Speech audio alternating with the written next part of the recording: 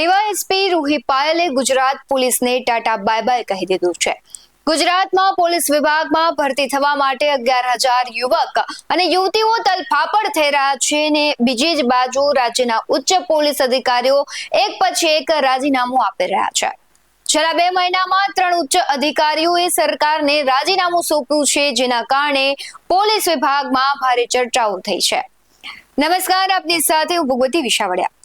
Gujarat police વિભાગમાં વધુ એક અધિકારીએ પદ છોડ્યું છે। હવે ડીવાયએસપી રૂહી પાયલાએ રાજીનામું આપ્યું છે। તેમણે 6 મહિના પહેલા રાજીનામું આપ્યું હતું, જેનો સ્વીકાર સરકારે 25 ફેબ્રુઆરીએ કર્યો છે। તાજેતરમાં જૂનાગઢના એસપી હર્ષદ મહેતાએ આઈપીએસ અધિકારી અભય ચુડાસમાએ પણ રાજીનામું આપ્યું હતું, ત્યારે હવે રાજ્યના પોલીસ વિભાગમાં વધુ એક રાજીનામાના સમાચાર સામે આવ્યા છે। હવે ડીવાયએસપી રૂહી પાયલાએ પણ પદ છોડી દીધું છે। પાલનપુરના કાણોદરના વતની રૂહી પાયલાની વર્ષ 2017માં ડીવાયએસપી તરીકે જીપીએસસી દ્વારા પસંદગી કરવામાં આવી। રૂહી પાયલાએ ગાંધીનગર પોલીસ ભવનમાં ફરજ બજાવી હતી। તેમણે 6 મહિના પહેલા રાજીનામું આપી દીધું હતું ને હવે 25 ફેબ્રુઆરી 2025ના રોજ સરકાર દ્વારા રાજીનામાનો સ્વીકાર કરવામાં આવ્યો છે।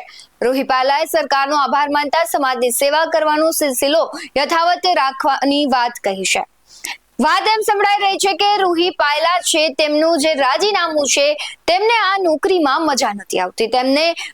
તે કહી રહ્યા છે કે હું એક શિક્ષણ જગતની વ્યક્તિ છું અને મારે તેમાં સેવા આપવી છે। વિગતે વાત કરીએ તો 1998 બેચના આઈપીએસ અધિકારી અભય ચુડાસમાએ 4 ફેબ્રુઆરી 2025ના પોતાના પદ પરથી રાજીનામું આપ્યું। અભય ચુડાસમા એડિશનલ ડીજીપી તરીકે ફરજ બજાવી રહ્યા હતા।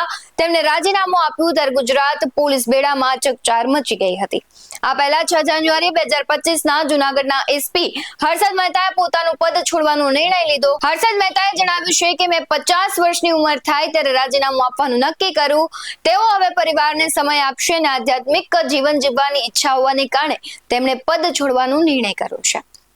પોલીસ વિભાગની અગત્યની પોસ્ટ અને અગત્યના હોદ્દા પરથી માત્ર 2 જ મહિનામાં સમયમાં 3 જેટલા પોલીસ અધિકારીઓના રાજીનામાએ પોલીસ બેડામાં ચર્ચાનો વિષય બન્યું છે। પોલીસ વિભાગના ઉચ્ચ હોદ્દા પરથી થઈ રહેલા રાજીનામા વિશે કોઈ નક્કર કારણ અધિકારીઓ દ્વારા જાહેર નથી કરવામાં આવ્યું। આવા જ વધુ અહેવાલો સાથે ફરી મળતા રહીશું। તમે અમારી YouTube ચેનલને સબસ્ક્રાઇબ કરવાનું, અમને Facebook અને Instagram પર ફોલો કરવાનું ભૂલશો નહીં। બાકી નવી અપડેટ્સ મેળવવા માટે આપ જોતા રહો BS9 TV ન્યૂઝ। નમસ્કાર।